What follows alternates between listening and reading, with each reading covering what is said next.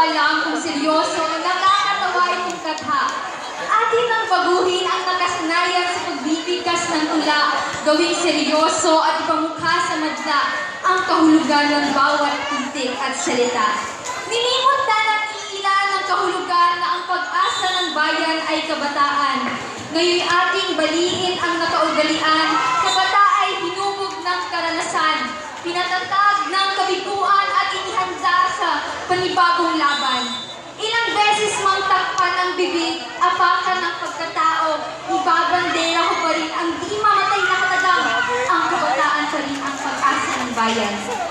Simulan natin ang ating kwento sa isang salita. Mag-aaral. M-A-G-A-A-R-A-L.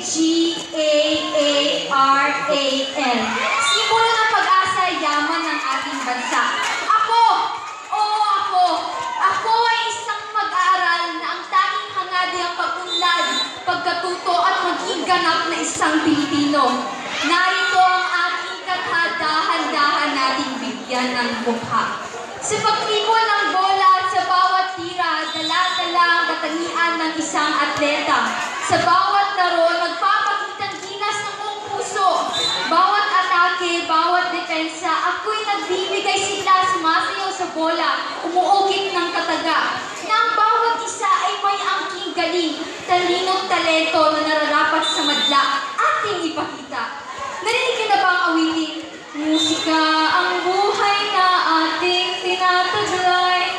Ito rin ang dahilan kung ba't ako naglalakbay.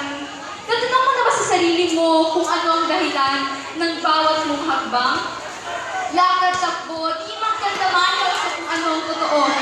Sa bawat hakbang ng paa, sa pagkatha ng mga musika, nakatatak sa aking isipan ang dahilan kung bakit ko ito sinimulan. Maniwala ka, aangat ka, hindi man sang-ayon ang oras ngayon, tandaan mo nga ayon din sa iyong panahon. Oo, malayo pa, pero malayo na. Bali-balik na rin man natin ang mundo, hindi magbabago. Na ba sa best? The best! Sinusukat man ng pagkakataon, hinahamon ng pagkakataon, mananatiling nakatayo, maghahangad ng paglago.